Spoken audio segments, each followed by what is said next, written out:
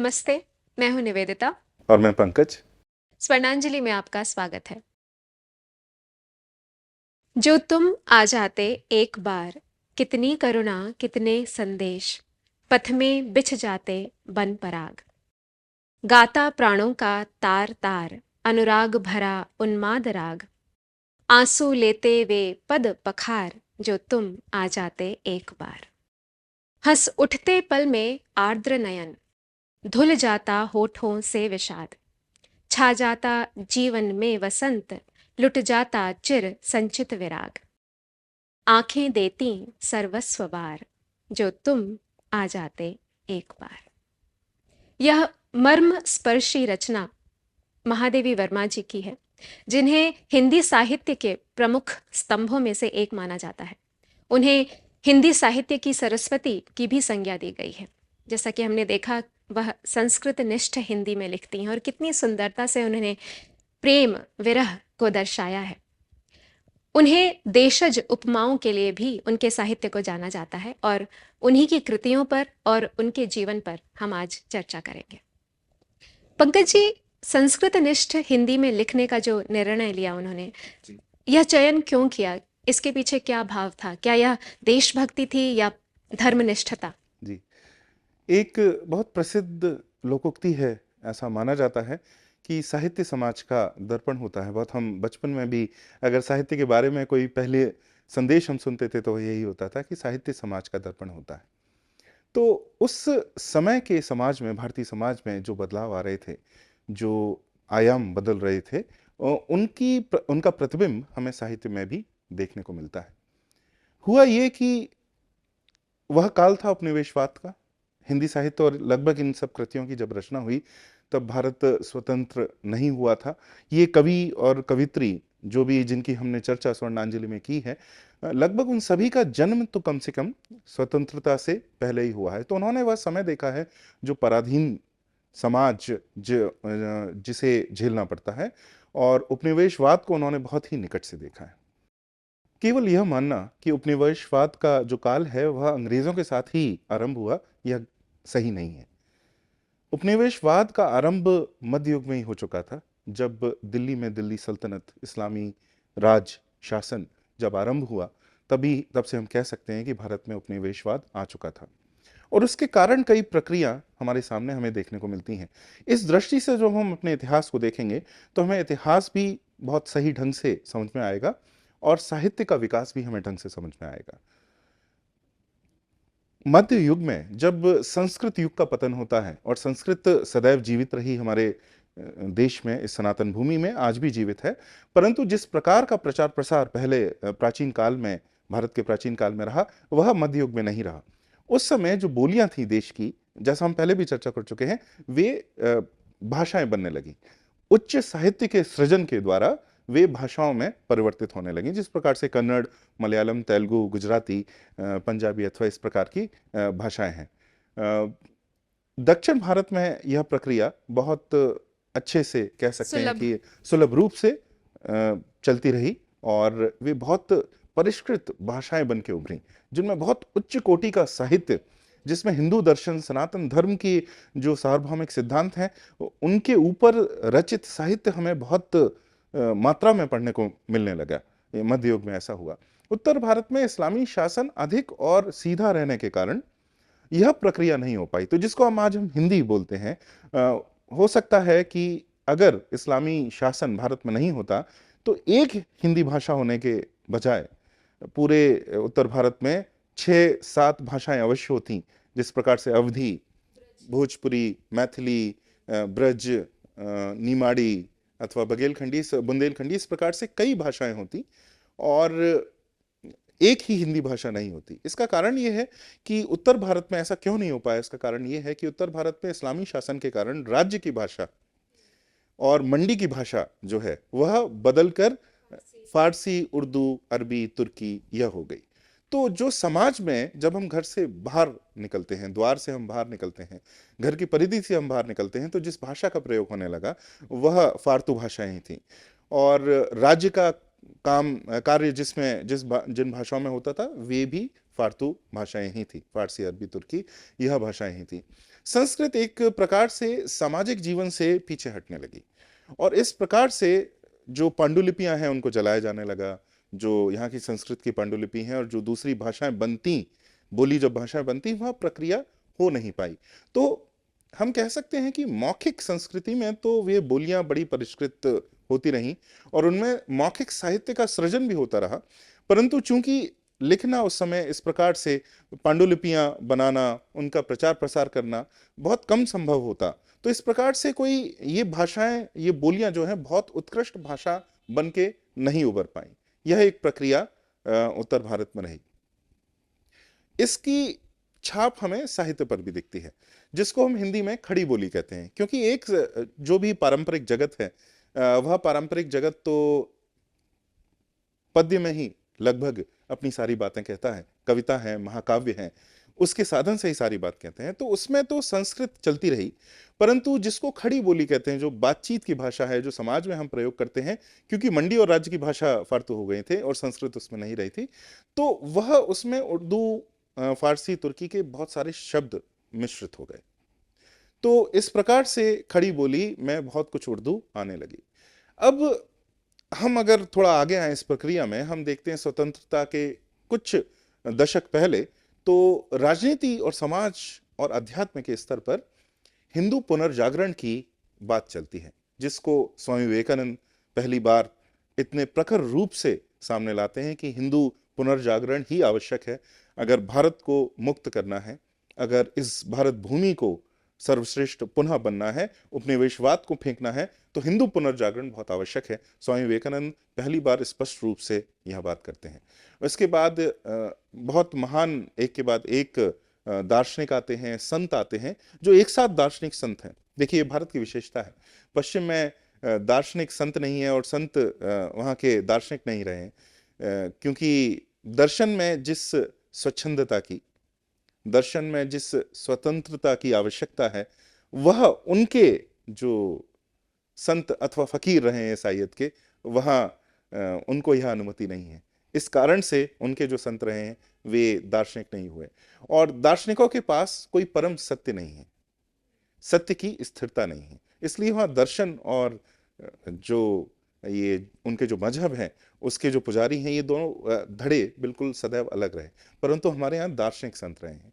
यह हमें समसामयिक काल में भी समझ में आता है। जिस प्रकार से स्वामी विवेकानंद एक ज्ञानी गुरु के वे शिष्य थे, श्री रामकृष्ण परमहंस के शिष्य थे, और श्री अरविंदो बहुत बड़े संत थे, बहुत बड़ी साधना करते थे, उसके बाद दर्शन पर उनका अधिकार था।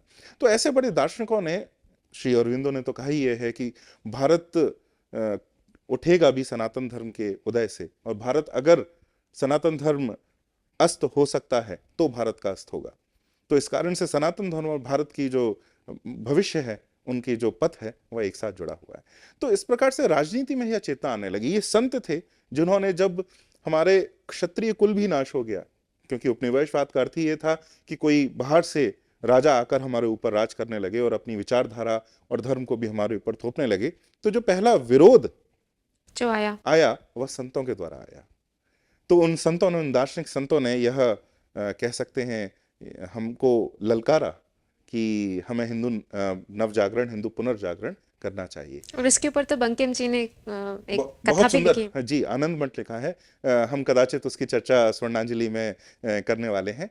तो इस प्रकार से दार्शनिक आए और इन्होंने स्वतंत्रता संग्राम को हिंदू पुनर्जागरण के पथ को एक ही करके देखा। यह बीच में टूटता है जब स्वतंत्रता मिलने वाली है, क्योंकि कांग्रेस पार्टी के समय में हिंदू मुस्लिम एकता का जब नारा दिया जाता है, तो उसमें हिंदू पुनर्जागरण की बात कहीं पीछे छूट जाती है। और उसमें गांधी, महात्मा गांधी जब बहुत प्रसिद्ध हो जाते हैं, तो उसके कारण भी, क्योंकि उनका, हालांकि वे अपने निजी जीवन में बहुत ही अच्छे हिंदू थे कई आयामों से अगर हम उन्हें देखें, परंतु जब राजनीति की बात आती थी तो उनके शत्रुबोध में बहुत कमी थी, क्योंकि शत्रुओं से कैसे लड़ा जाए, उनको कैसे पीछे ढकेला जाए, इस इसका पर बोध उन्हें नहीं था। स्पष्टता नहीं थी, उनको बोध नहीं था। स्वयं बोध कई रूप से ठीक था, परंतु शत्रुबोध उनका बिल्कुल सही नहीं था। और इस कारण से इस हिंदू पुनर्जागरण में शिथिलता आ जाती है स्वतंत्रता के आसपास। और हम जानते हैं कि उसके बाद जवाहरलाल नेहरू के शासन में और उनके बाद जो शासन आया उसमें तो हर हिंदू चेतना को दबाया ही गया है, उसको उकेरा, तो उसको बढ़ावा तो दिया नहीं गया है। इस चेतना को बाद में पकड़ा गया राम जन्मभूमि आंदोलन के द्वारा।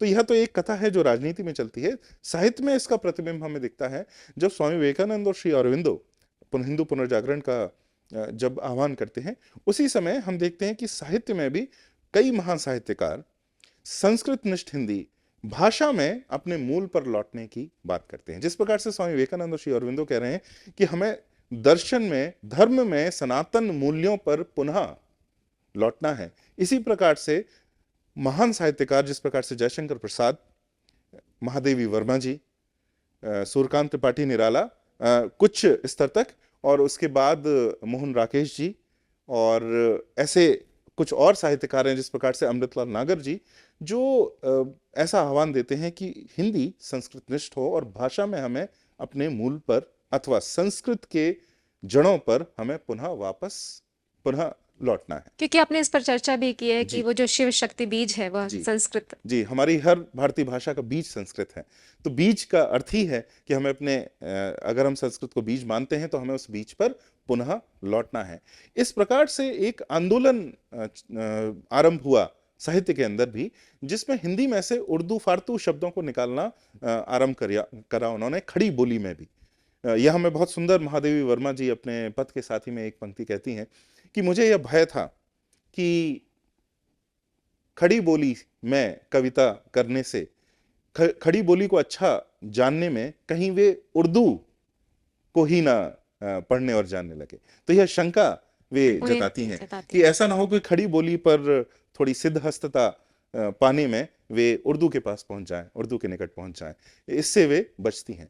तो इसका कारण है कि जो समाज में हमें धर्म पर लौटने का जो आह्वान दिखता है, उसी का प्रतिबिंब साहित्य में संस्कृत की जड़ों पर लौटने में हमें देखने को मिलता है, जो इन साहित्यकारों में और महादेवी वर्मा जी के साहित्य में हमें बहुत स्पष्ट रूप से देखने को मिलता है। तो यह तो हुई हिंदी के जी इतिहास, क्रमबद्ध इतिहास जी विकास की बात, और जो समसामयिक राजनीतिक उस समय का जो परिवेश था उसकी बात हुई। परंतु यदि हम उनके निजी जीवन में देखें तो उनकी प्रेरणा का स्रोत क्या था? अपने कई कविता संग्रहों के प्राकथन में कुछ पंक्तियां हैं जो हमें एक से अधिक पुस्तकों में पढ़ने को मिलती है। उन पंक्तियों में यह प्रेरणा हमें देखने को मिलती है। मैं वह पंक्तियां पढ़कर सुनाता हूं। दो ही पंक्तियां हैं पर बहुत सुंदर है। बाबा के उर्दू फारसी के अबूझ घटाटोप में, पिता के अंग्रेजी ज्ञान के असूझ कोहरे में, मैंने केवल माँ की प्रभाती और लोरी को ही समझा और उसी में काव्य की प्रेरणा को पाया। हम कह सकते हैं कि यह पंक्तियां महादेवी वर्मा के पूरे साहित्यिक जो उनकी जो यात्रा रही है उस पर प्रकाश डालती है। यह हिंदी साहित्य के विकास पर भी बहुत प्रकाश डालती है। वे कहती हैं कि उनके पिताजी के जो उर्दू फारसी के जो शब्द थे, जो अबूझ घटाटोप जिन्हें वो बोलती हैं, और एक प्रकार से सांस्कृतिक रूप से जो विदेशी विचारधारा है और जो विचार हैं, उन्हें ना समझने की प्रक्रिया को वे बता रही हैं। ऐसा नहीं है कि वे समझ नहीं सकती थी या वो भाषाएं पढ़ नहीं सकती थी, परंतु उनका जो विदेशी उद्गम है उसको वो अंगीकार नहीं करना चाहती थी। चाहती थी कि वे अपने धर्म, अपने देश की जो प्रेरणा है उसके दर्शन पर ही सदैव बनी रहें। इस प्रकार से उन्होंने अंग्रेजी को भी इसी प्रकार से, इसी रूप से नकारा है, और माँ की प्रभाती और लोरी में उन्होंने अपने साहित्य की प्रेरणा को पाया है।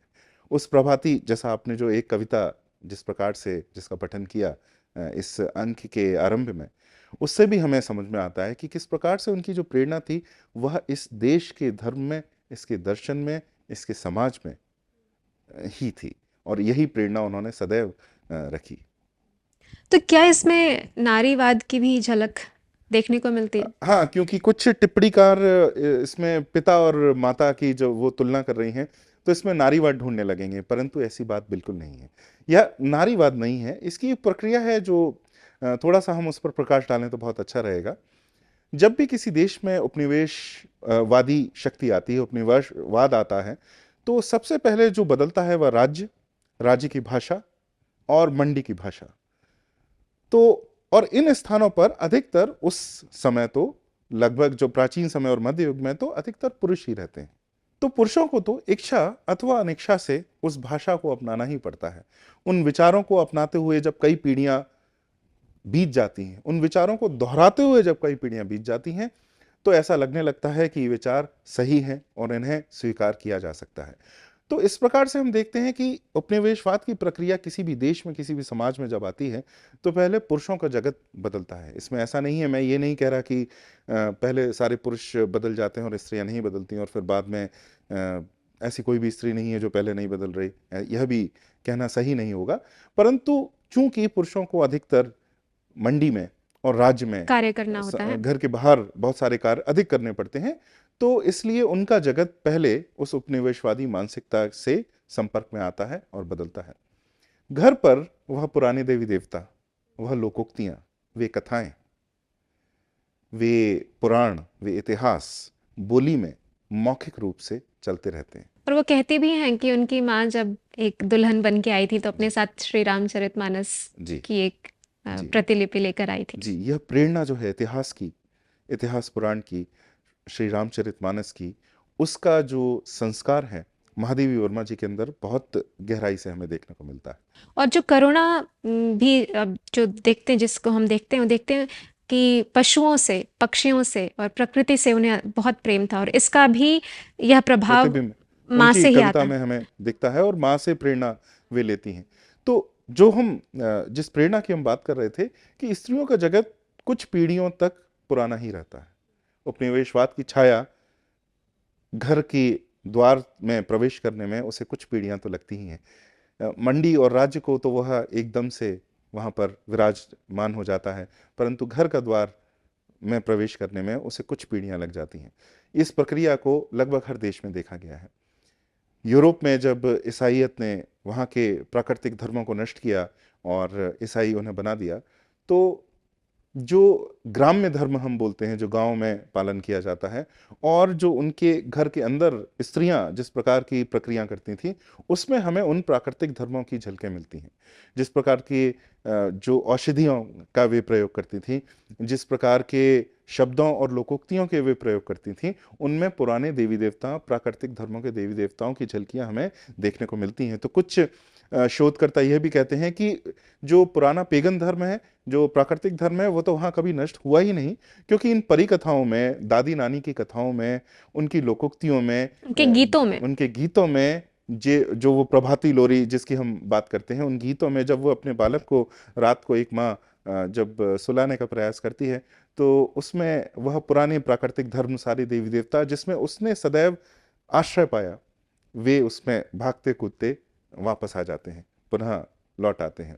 तो यह प्रक्रिया हमें भारत में भी देखने को मिलती है। जो महादेवी वर्मा जी का बचपन जब बीता जिस युग में, उस युग में हमारे घरों के भीतर सनातन धर्म का प्रभाव लगभग 100% बना हुआ था। तो इस कारण से हम देखते हैं कि उनकी माँ में जो संस्कार थे, वह वही थे जो आज से 500 वर्ष पुराने अथवा 1 सहस्र वर्ष पुराने किसी भारतीय हिंदू घर में हुए होंगे, जिसमें वे ठाकुर जी की पूजा करती हैं, जिसमें वे रामचरितमानस को रोज पूजती हैं, उसका पाठ करती हैं। तो इस प्रकार से ये जो संस्कार हैं, ये उनकी माँ में हमें देखने को मिलते हैं। और वहीं हम देखते हैं कि उनके पिताजी थोड़े उन्मुक्त विचारों वाले हैं, जिसको हम अंग्रेजी में लिबरल कहते हैं, इस प्रकार के विचारों वाले हैं। और क्योंकि राज्य से सामंजस्य बैठाने में, राज्य का कुछ लाभ लेने में, इस प्रकार से हमें कई समाज में, कई पुरुषों में यह देखने को मिलता था। तो इसमें नारीवाद की बात नहीं है, यह उपनिवेशवाद की प्रक्रिया के कई स्तरों की बात है। जिस स्तर पर वह समय था, उसमें स्त्रियां अभी तक उपनिवेशवादी मानसिकता से ग्रस्त कम थी और पुरुष अधिक थे। इस कारण से नहीं कि वे पुरुष हैं, इस कारण से कि वे मंडी में और राज्य में अधिक रहते हैं। यह प्रक्रिया हमें कई देशों में देखने को मिलती है, अपने देश में भी देखने को मिलती है, और महादेवी वर्मा जी के निजी जीवन में हमें बहुत स्पष्ट रूप से मिलती है। इस कारण से कदाचित इन पंक्तियों से वे कई प्राकथन आरंभ करती हैं। हम उनके निजी जीवन की भी बात कर रहे हैं, देखा कि कितना धर्मनिष्ठ हैं और वह प्रभाव उनकी माँ से आता है। यदि हम साहित्यिक समुदाय की बात करें, उस समय के साहित्यिक समुदाय की बात करें, तो वो पथ के साथी में कई साहित्यकारों और जो कवि हैं उनके बारे में लिखती हैं।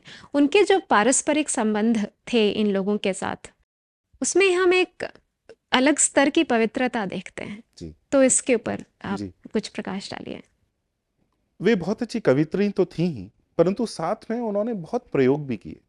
जिस प्रकार से उन्होंने यात्रा वृतांत भी लिखने का प्रयास किया, उन्होंने बहुत निबंध भी लिखे, और अपने साथ में जो उनके कलाकार थे, साथ में जो कवि और कवित्री थे, उनके जीवन वृतांत भी लिखे। तो एक ऐसा संग्रह है जिसका नाम है पथ के साथी, और उस पथ के साथी में वे अपने सबसे निकटतम कवि और कवित्रियों के जीवन चरित्र के द्वारा साहित्य का सृजन कर रही हैं। सबसे सुंदर बात यह है, एक कवि हृदय जहां भी देखता है वहां कोमलता को पा ही लेता है। जिस प्रकार से मल्लिका मोहन राकेश जी के नाटक में जो मल्लिका पात्र हैं वह कालिदास से कह रही हैं, तो इसी प्रकार से यहाँ पर हम देखते हैं पथ के साथी में वे एक प्रकार से जीवनियां लिख रही हैं अपने साथियों की, परंतु उस प्रक्रिया में भी वह इतने सुंदर साहित्य का सृजन करती हैं कि इस समय इसी नियम का पता चलता है कि एक कवि हृदय जहां भी देखेगा वहां सौंदर्य को पालेगा। जो भी प्रक्रिया वह पालन करेगा, उस प्रक्रिया में सौंदर्यानुभूति वहां पर उसका जन्म होगा ही होगा। सौंदर्य बोध के बिना वे कोई भी कार्य कर ही नहीं सकते। और यह हिंदू दृष्टि है। यह हिंदू दृष्टि है, बहुत गहराई से यह हिंदू दृष्टि है, क्योंकि सौंदर्य बोध उस दर्शन, उस परम दर्शन के बिना नहीं चल सकता। सौंदर्य बोध के होना तो आवश्यक है, परंतु अगर वह परम सत्य का ध्रुव तारा हमारे मन में नहीं है, तो सौंदर्य हमें कहीं और भी ले जा सकता है। जो पश्चिमी कला का इतिहास भी हमें बताता है कि सौंदर्य तो उनके अंदर भी था, सौंदर्य देखने की प्रक्रिया उनके अंदर भी थी, परंतु धीरे धीरे कैसे वह पतित होते गए, क्योंकि वह परम सत्य उनके पास नहीं था। परम सत्य को उन्होंने खो दिया था ईसाइयत के आने के बाद। और यहाँ पर हम परम सत्य की अवधारणा जीवित थी। इस कारण से सौंदर्य बोध सदैव एक हिंदू बोध बन के और हमें हमारे जीवन को बहुत पवित्र करता रहा, जो महादेवी वर्मा जी की कविताओं में हमें बहुत अच्छे से देखने को मिलता है। तो इन निबंधों में भी वह बोध हमें दिखता है। इतनी सुंदर पंक्तियां उन्होंने लिखी हैं जीवनी लिखते हुए। मुझे सदैव एक बड़ी समस्या रहती थी जीवनी पढ़ने में, क्योंकि उसमें जिस प्रकार के जो छोटे नीरस। छोटे नीरस, हाँ, जो कुछ घटनाएं हैं जिनको आपको पढ़ना पड़ता है, चूंकि वह एक जीवनी है, तो बहुत कठिन हो जाता है। पर यहाँ उन्होंने एक साधारण जीवनी नहीं लिखी है, क्योंकि कुछ प्रश्न ही हैं। कई बार तो किसी का जीवन वृत्तांत उन्होंने 12-15 प्रश्नों में समझा दिया है। तो इसमें बहुत सारे तथ्य वे नहीं दे रही हैं, वे उनके चरित्र के सबसे प्रगाढ़ जो आयाम है उनको वे समझा रही हैं, और वह दर्शन भी है। वह दर्शन दे रही हैं साथ साथ में। तो सूर्यकांत त्रिपाठी निराला जी से उनका बड़ा प्रगाढ़ संबंध था। उनके कई कवियों से, सुमित्रा नंदन पंत जी से, मैथिली शरण गुप्त जी से, जयशंकर प्रसाद जी से, जो इनमें से कई कवि संस्कृतनिष्ठ हिंदी लिखने में बड़े प्रचंड जो कवि थे, तो इस प्रकार से उनके कईयों से बहुत अच्छे संबंध रहे। सूर्यकांत त्रिपाठी निराला जी को वो अपना भाई मानती थी और बड़े सुंदर रूप से लिखती हैं। एक बार उनसे कहती हैं कि आप किसी से राखी नहीं बंधवाते, तो अपनी ठेठ बोली में बोलते हैं, हम जैसे भुक्कड़ को कौन भाई बनाएगा। तो उन्हें, क्योंकि सूर्यकांत त्रिपाठी जी का जीवन, निजी जीवन बहुत ही कष्टमय था। उनके लगभग वे अनाथ से बालक थे, और उनके उसके बाद पत्नी का भी बिछोह हुआ, उनकी मृत्यु हुई, उनकी बेटी की भी उसके ऊपर मृत्यु उन्होंने हुई। कविता भी लिखी है बहुत सुंदर। जी। और बेटे को भी वो बहुत अच्छे से उनके ऊपर ध्यान नहीं दे पाए। बड़े उदारवादी थे, तो जब उनके पास थोड़ा निर्धनता बहुत रही, जब भी धन आता था तो अगर किसी ने कुछ मांगा तो वो उसको दे देते थे, बल्कि यह देखने के बजाय कि उनके परिवार का कब होगा, क्या होगा। तो इस प्रकार से दुखी जीवन था। तो उनको उन्होंने अपना भाई बनाया। अब यह तो एक तथ्य है, देखिए, और तथ्य पर ही रुक जाना तो सौंदर्य बोध नहीं है, उससे आगे बढ़ना ही सौंदर्य बोध है। यह वह समय था। इस पथ के साथी में हम 7 अथवा 8 जीवनी देखते हैं उस समय के कवियों की, जो उनके साथ में समसामयिक हैं महादेवी वर्मा जी के। और महादेवी जी का जो रिश्ता है, जो उनका नाता है इन सभी कवियों से, इन सभी साहित्यकारों से, वह इतना पवित्र है। देखिए, निराला जी को वो अपना भाई मानती हैं, राखी बांधती हैं। यह उस संस्कृति की संज्ञा देता है जहां पर सामाजिक समुदाय, कवियों के संग्रह, कलाकारों के समुदाय, इनके अंदर भी जो नाते हैं वे सदैव पवित्र रहते हैं। अगर आप पश्चिम के या अथवा आधुनिक भारत में भी आप कोई कवि समुदाय देखें तो आप ये देखेंगे कि उनके बीच में किस प्रकार से अनुचित संबंध हैं, और उनके ऊपर लिखना, उनके ऊपर बातचीत करना, इसको बहुत अच्छा समझा जाता है और माना जाता है कि कवि समुदाय में तो यह सब चलता ही रहता है और यह सामान्य है। पश्चिमी पृष्ठभूमि में जहाँ धर्म का दंड नहीं है, वहां पर तो यह हो सकता है स्वाभाविक हो, परंतु भारतीय भूमि में यह स्वाभाविक नहीं है। और पथ के साथी में हमें ये बहुत स्पष्ट रूप से पता चलता है, क्योंकि देखिए इतने सुंदर कृति है, इसमें 7-8 कवियों को महादेवी जी अपनी कल्पना से, अपने साहित्य के बोध से, अपने सौंदर्य बोध से एक सूत्र में पिरो रही हैं। और जिस प्रकार के पवित्र संबंध उनके बीच में है, एक पुरुष और एक स्त्री के बीच में है, यह सिद्ध करता है कि वे एक स्वतंत्र स्त्री हैं, जो अपनी जिस प्रकार की कविता लिखना चाहती हैं लिखती हैं, समाज में कवि सम्मेलनों में भी जाती हैं, वहां पर भी कविता पाठन करती हैं, पर उसके बाद भी उनके इतने पवित्र संबंध हो सकते हैं बाकी सब कवियों से। यह जो झलकी हमें दिखती है उस उत्कृष्ट समाज की दिखती है, जिसमें सामाजिक जीवन भी, जिसमें पुरुष स्त्री एक साथ एक स्थान पर ही रहें, परंतु उनके बीच में जो संबंध है वे इतने पवित्र हो सके। और साहित्यिक समुदाय का स्तर क्या होना चाहिए जी, उसके बारे में भी उसका वे निर्धारण करते हैं, और ऐसा समाज था, यह स्तर हमारे समाज में बनाया गया था, बनाए रखा था। इसकी झलकी हमें पथ के साथ ही इस उत्कृष्ट कृति में देखने को मिलती है। उनके और सुमित्रानंदन पंत जी के, उनके और निराला जी के जो संबंध है उसमें पथ के साथ ही हमें यह बताता है कि एक धार्मिक पृष्ठभूमि में सामाजिक जीवन, कलाकारों से परिपूर्ण सामाजिक जीवन भी कैसे बड़ा पवित्र हो सकता है, जिसमें स्त्री पुरुष के जो नाते हैं वो बड़े पवित्र हो सकते हैं, जबकि एक अधार्मिक पृष्ठभूमि में वह पतन के पथ पर और अग्रसर होता ही है, जैसा हमें दूसरे सभी पृष्ठभूमियों से देखने को मिलता है। हमने जो आरंभ में कविता पढ़ी उसमें श्रृंगार, वियोग, करुणा, प्रेम यह देखते हैं। यह महादेवी वर्मा जी विनोद, हास्य विनोद पर भी कुछ तो उन्होंने लिखा होगा, तो इस पर उनके क्या विचार? पथ के साथी में ही बहुत सुंदर प्रसंग है। वे जब मैथिली शरण गुप्त जी की बात करते हैं और उनकी जीवनी की जब बात चलती है, तो उसमें बड़े सुंदर कुछ प्रसंग हैं, मैं आपको बताना चाहूंगा। वे कहती हैं विनोद के ऊपर, मैथिली शरण गुप्त जी के बारे में, वे बड़े विनोदी थे। तो वैसे तो दिखने में बहुत साधारण थे और साधारण सी टोपी पहनते थे, साधारण वस्त्र पहनते थे, और उनके साहित्य में बहुत गंभीरता थी, परंतु जब वो जीवन में दूसरे व्यक्तियों को मिलते थे तो बड़ा विनोद और हास परिहास करते रहते थे, बड़े विनोदी व्यक्ति थे। उसके ऊपर वे कहती हैं, विनोद और दर्शन के ऊपर वह ये पंक्तियां कहती हैं, केवल विनोदी व्यक्ति की दृष्टि इतनी पैनी नहीं होती कि जीवन के ब्राह्म्य आवरणों को भेद कर तथ्य तक पहुंच सके, और कवि के लिए यह पैनापन अनिवार्य है। यहाँ बहुत सुंदर सिद्धांत की वे बात कर रही हैं कि कवि की दृष्टि किसी आवरण को भेद कर अंदर के सत्य को जानने में सक्षम होनी ही चाहिए, और ऐसी दृष्टि जो सदैव विनोद में ही बनी रहे।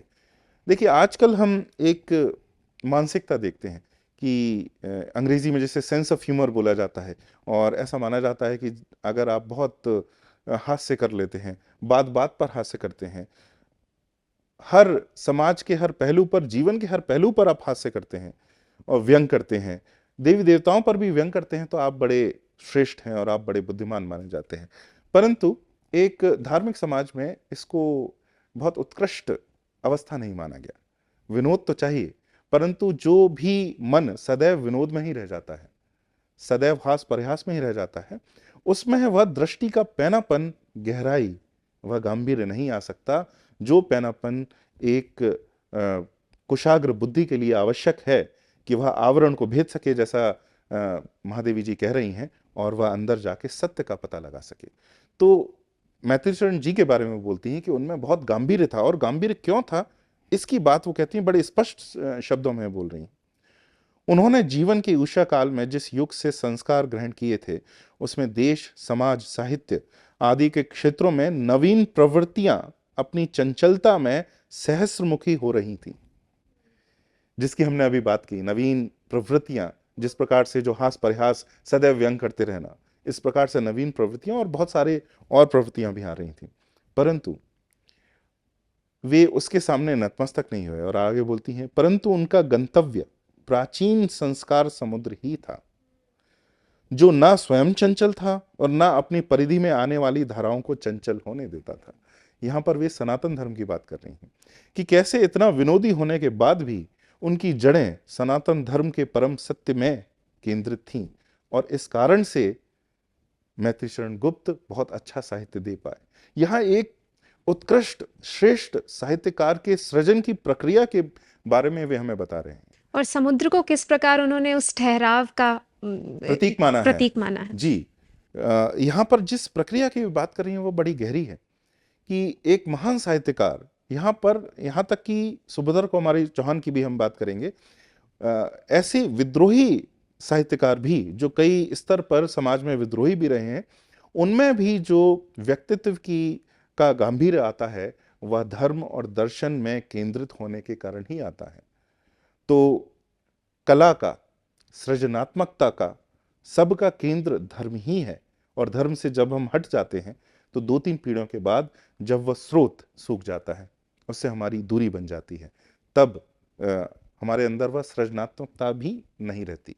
और बहुत ही शीघ्र इस प्रकार की अधार्मिक सृजनात्मकता हमें पतन के रास्ते की ओर ले जाती है, और एक और उसका आयाम है, वह हमें अवसाद की ओर ढकेलती है, क्योंकि हमें उसमें आनंद आना, चिर आनंद आना बंद हो जाता है।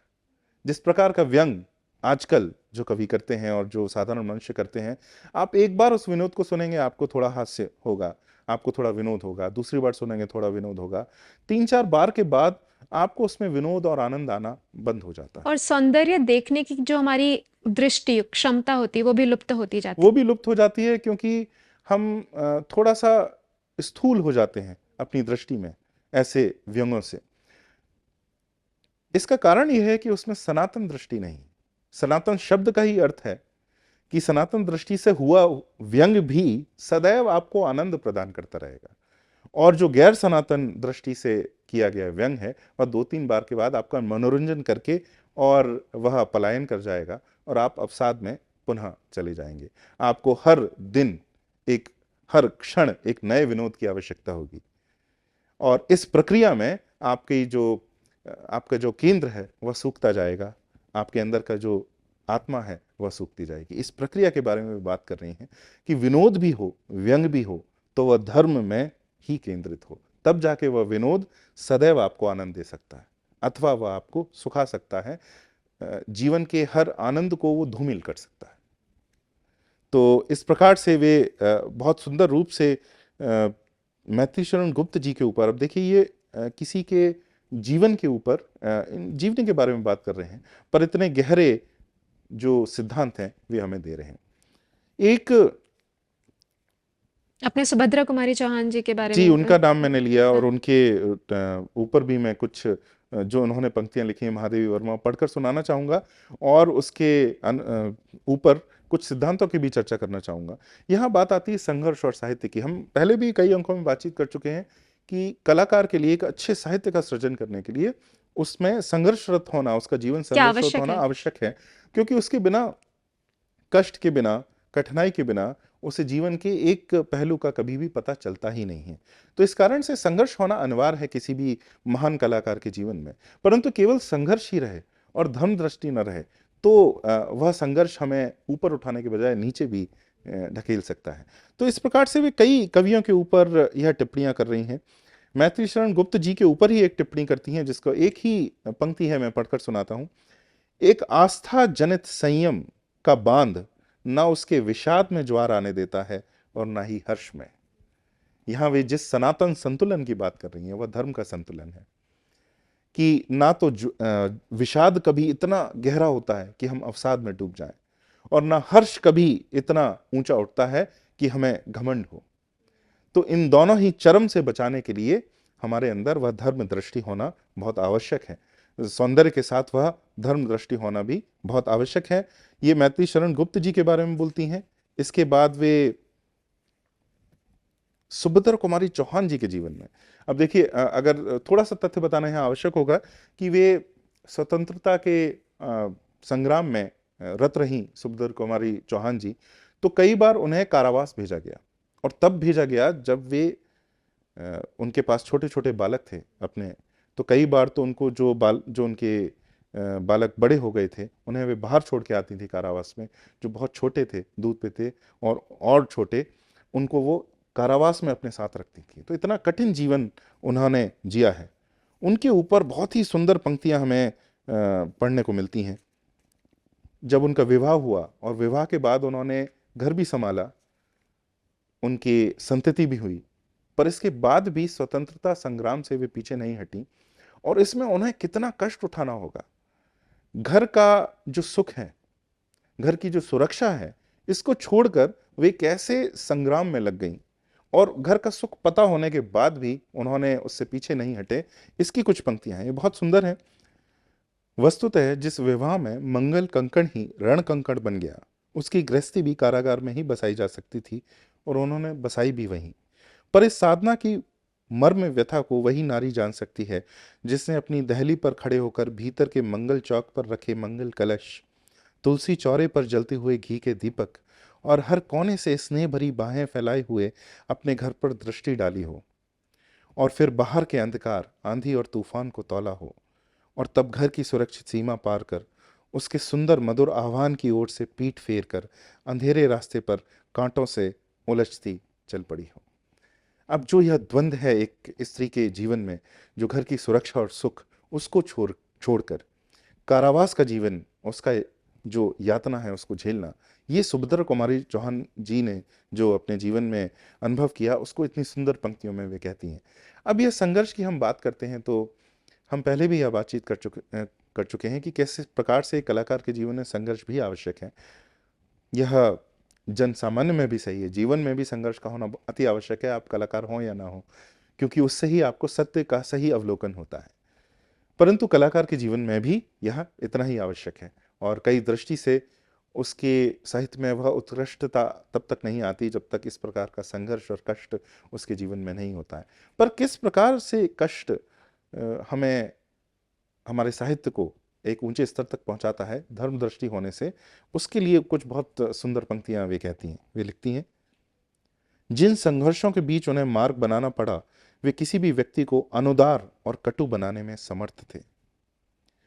परंतु सुभद्रा के भीतर बैठी सृजनशीला नारी जानती थी कि कांटों का स्थान जब चरणों के नीचे रहता है, तभी वे टूटकर दूसरों को बेधने की शक्ति होते हैं। सुंदर। तो ये जो शब्द हैं कि किस प्रकार से हम साधारण रूप से यह देखते हैं कि हमारे जीवन में जब कोई कठिन अनुभव होता है, और तो हम लगभग अधिकांश जो व्यक्ति हैं वे स्वयं कटु हो जाते हैं। उनके अंदर एक कटुता आ जाती है क्योंकि उनका अनुभव बहुत कटु है। परंतु धर्म दृष्टि ही यही है और सौंदर्य दृष्टि ही यही है कि उस कटुता से वे ऊपर उठकर उस कटुता को वहीं समाप्त करें और कुछ ऐसा सुंदर, कुछ ऐसा सौंदर्य का सृजन करें जिससे कि केवल उनको ही उससे छुटकारा ना मिले उस कष्ट से, बल्कि उस पाठकों को, उन दर्शकों को जो उनकी कला का सेवन कर रहे हैं, उनको भी उससे छुटकारा मिले। इस प्रकार के कला का विसर्जन करते हैं। हमने एक अंक में अमृतलाल नागर जी के बारे में बात की, और गोस्वामी तुलसीदास जी के बारे में बात की कि कैसे उनका जीवन कष्ट से भरा हुआ था, परंतु उन्होंने जो सृजन किया उसमें प्रेम और भक्ति के को छोड़कर और कुछ भी नहीं। तो ऐसा ही हमें सुभद्रा कुमारी जी के जीवन से महादेवी वर्मा जी बताती हैं। संघर्ष और सौंदर्य के ही परिपाटी पर एक और निराला जी के बारे में, क्योंकि उनका जीवन भी बहुत कठिन रहा, वे पंक्तियां और कहती हैं, जो अपने पथ की सभी प्रत्यक्ष अप्रत्यक्ष बाधाओं को चुनौती देता हुआ, सभी आघातों को हृदय पर झेलता हुआ लक्ष्य तक पहुंचता है, उसी को युग सृष्टा साहित्यकार कह सकते हैं। तो यहां वे परिभाषित कर रही हैं कि युग सृष्टा साहित्यकार कौन हो सकता है। तो जैसा कि उन्होंने अभी एक साहित्यकार कलाकार के को लक्षण उन्होंने बताए, तो क्या इसके बारे में उन्होंने और भी निर्देश दिए हैं? जी, युग सृष्टा साहित्यकार की जिनकी वो बात करते हैं, निराला जी के ही संदर्भ में कुछ और पंक्तियां हैं जिनसे वह बहुत स्पष्ट होता है, इनके जीवन का एक आयाम स्पष्ट होता है, जिससे हम तुलना भी कर सकते हैं और हम यह भी जान सकते हैं कि एक कलाकार को, एक हिंदू, एक सनातन भारतीय कलाकार को किस प्रकार से होना चाहिए। निराला जी के बारे में वे कहती हैं, उनके आतिथ्य के बारे में वे पंक्तियां लिख रही हैं, अतिथि भाव के बारे में। वे बोलती हैं, उनके अतिथि यहाँ भोजन करने आ जावें, सुनकर उनकी दृष्टि में बालकों जैसा विस्मय छलक आता है। जो अपना घर समझकर आए हैं, उनसे यह कैसे कहा जावे कि उन्हें भोजन के लिए दूसरे घर जाना होगा। अब देखिए, अगर आप पश्चिम की ओर ध्यान दें, तो पश्चिम के कला की ओर ध्यान दें, उनके कलाकारों की ओर ध्यान दें, तो एक नियम जैसा हमें मिलता है कि कलाकार तो अमिलनसार होते हैं, कलाकार तो एकाकी जीवन जीते हैं, कलाकार तो थोड़े मनोरोगी भी होते हैं। जिस प्रकार से वैन गॉग जो फ्रांसीसी कलाकार हैं, उनके बारे में बहुत किंवदंतियाँ प्रचलित हैं, किस प्रकार से वे थे। और कम से कम बहुत विचित्र तो होते ही हैं, समाज से थोड़ा हटकर ही चलते हैं। उनका पथ जो होता है समाज के विरोध में ही चलता है। यह वहाँ के वैज्ञानिकों के बारे में भी प्रसिद्ध है। जिस प्रकार से रिचर्ड फेनमैन हैं, और उनका तो कुछ, उनके जीवन के कुछ ऐसे आयाम हैं जो कहते हैं कि हम, और ये ऐसा भी कहा जाता है कि उनके जीवन को उनके सृजन से जोड़कर नहीं देखना चाहिए। कुछ वहाँ पर ऐसे वैज्ञानिक और कलाकार रहे हैं जो इतने एकाकी रहे हैं कि वे जीवन में, जीवन के अंत के 2-3 दशक वे 1 या 2 व्यक्तियों से ही संबंध रखते हैं, और समाज कहते हैं कि वह व्यक्तियों को बहुत अधिक उनके साथ में नहीं, अमिलनसार होते हैं। अमिलनसार है, उनके साथ नहीं रह सकते। परंतु कलाकार की यह अवधारणा भारत में बिल्कुल भी नहीं है। यहाँ पर हमारी कला और हमारा जीवन बिल्कुल भिन्न नहीं है। एक हिंदू कलाकार अगर किसी विधा का अनुसरण कर रहा है, किसी एक प्रकार का कलाकार है, तो उसकी कला उसके अंदर उसके जीवन को पूर्णतः परिवर्तित करेगी, उसको चेतना के ऊंचे आयाम पर लाकर छोड़ेगी और उसको एक श्रेष्ठ मनुष्य भी बनाएगी। तो निराला जी एक और तो बहुत बड़े कवि थे, बहुत वृहत साहित्य का सृजन उन्होंने किया।